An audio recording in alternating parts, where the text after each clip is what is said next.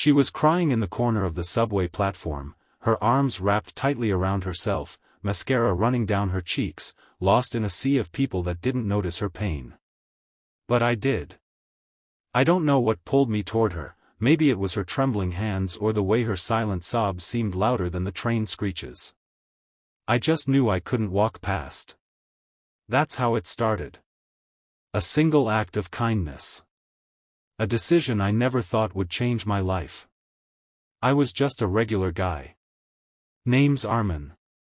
I worked at a small tech shop in the city, fixing broken screens, replacing dead batteries, spending long hours with little pay and big dreams I hadn't touched in years.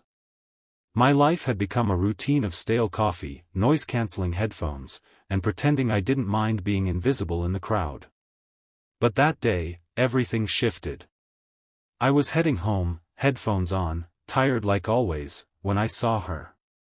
She sat hunched on the metal bench like she was trying to disappear. Her clothes were designer, but they were wrinkled and dirty, like she'd been wearing them for days. Her shoes, once probably worth more than my monthly rent, were scuffed. And her face was filled with a kind of sadness I couldn't ignore. I hesitated for a second. You don't just walk up to crying strangers in the subway. But something inside pushed me forward.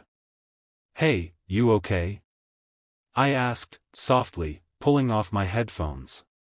She looked up, startled, like she hadn't expected to be seen. Her lips parted, but no words came. Just tears. Then she whispered, "I need to make a call.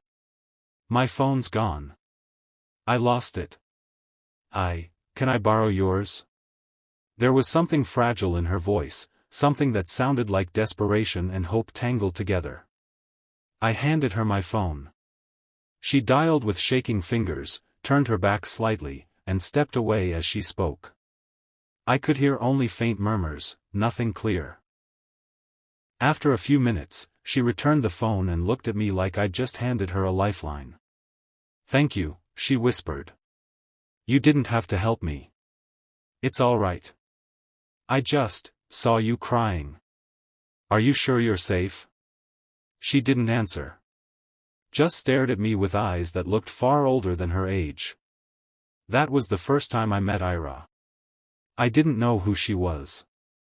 I didn't know she had just run away from her mansion in the hills, leaving behind her father's billion-dollar empire, a mother who barely noticed her, and a world full of fake smiles and iron cages. I offered to buy her coffee. She refused, at first. But the kindness seemed to wear her down, and eventually, she nodded. Over steaming cups of cheap coffee at a 24/7 diner nearby, she told me her name. Just her first name. No details. She said she was running away from home. That she didn't know where to go. That everything felt wrong. She slept on that booth seat that night. I watched her, unsure of what to do. I was a stranger. I didn't want to cross any lines. But I couldn't leave her there either. The next morning, she was gone. I thought that was the end of it. But 3 days later, she came to my shop. "How'd you find me?" I asked, shocked. "I remembered your name from your phone screen," she smiled faintly. I didn't know where else to go. I let her stay at my apartment. Just for a night. Then 2. Then a week.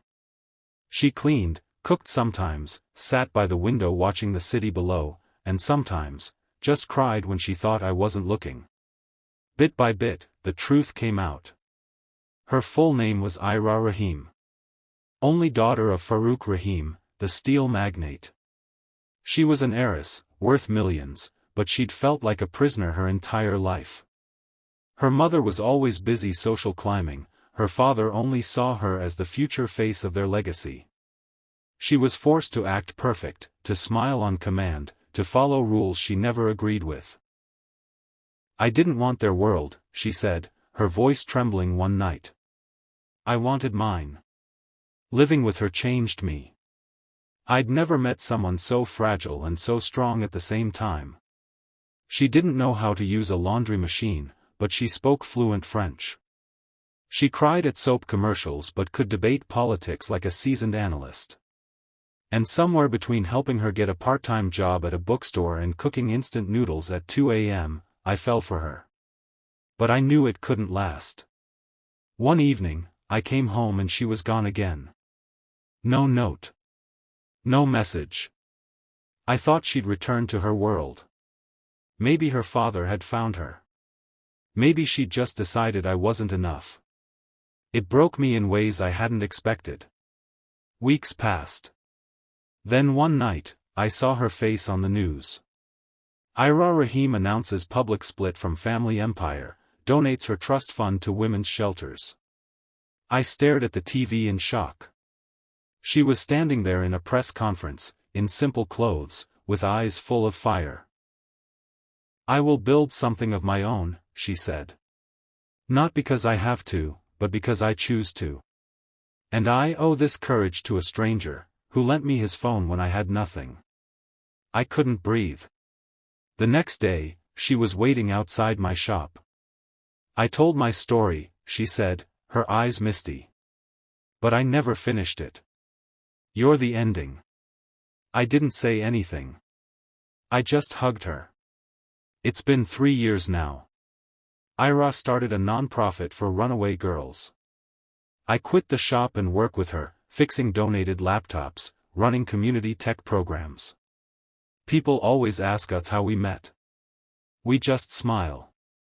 Because sometimes, the smallest act, a lent phone, a cup of coffee, a warm smile, is all it takes to change a life. Or two. And maybe, just maybe, love is waiting in the subway, in the eyes of a crying girl who's not broken, just lost. But ready to be found.